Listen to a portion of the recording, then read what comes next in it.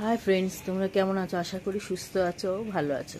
তো দেখো, এতদিন পর অপেক্ষা শেষ হয়েছে। গরমের এত প্রচণ্ড গরমে হাসপাতালের থেকে কালকে দেখো রাত্রিরে বৃষ্টি হয়ে দেখো সবাই একটু নিঃশ্বাস ছেড়েছে, এবং ঘুমটাও সবার রাত্রিরে কালকে খুব ভালো হয়েছে।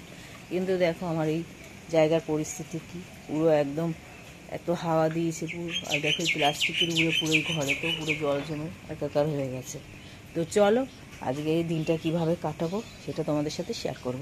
তো সকাল হয়ে গেছে, কালকে লোডশেডিং হয়ে গেছিলো বলে কোনো রকমের মোমবাতি দিয়ে ভাত খেয়ে তারপর আমরা সবাই ঘুমিয়ে পড়েছি। তো দেখো আজকে আমার সকালবেলা সারা দিনটা কীভাবে কাটাবো তোমাদের সাথে শেয়ার করবো। তো সবার প্রথম আগে আমি বাসন মেজে নিই। তো দেখো বাসন এখানে নাবানো রয়েছে, ঘরেও কিছুটা রয়েছে। তো চলো বাসন আগে মেজে নিই। তো তোমাদের বললাম কালকে লোডশেডিং হয়েছে বলে মোমবাতিতে খেয়েছি। তো দেখো এই ঘরে আর কিছু আমি পরিষ্কার করে যেতে পারিনি। তো দেখো সব বাসনপত্র পড়ে রয়েছে। সবার প্রথম আগে আমি বাসনগুলো এক জায়গায় করে মেজে নেব, তারপর চা করব।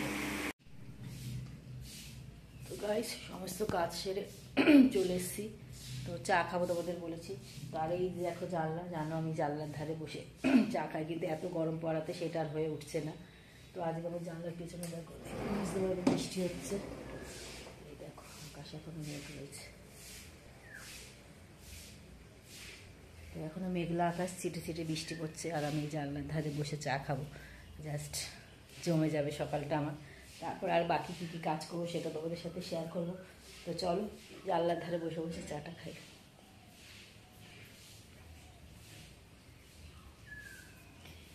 এই গরমেতে ভগবান একটু শান্তি দিয়েছে।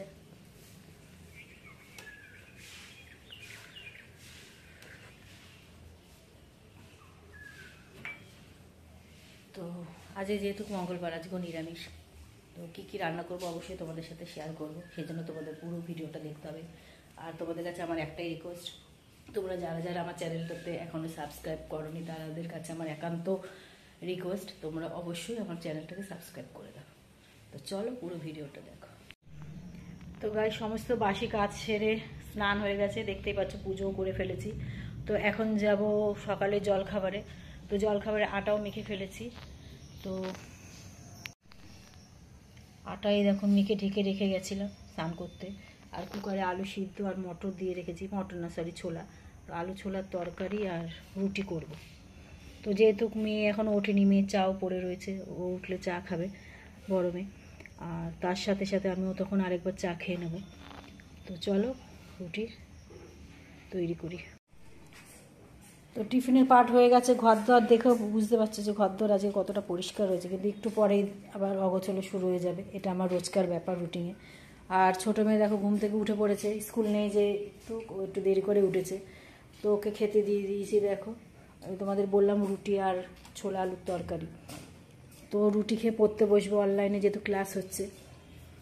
তো আজকে আর সেরকম কিছু রান্না করার নেই, ভাত করব আর কর্তামশাইয়ের মাছ রয়েছে। আমি মঙ্গলবার নিরামিষ খাই, কিন্তু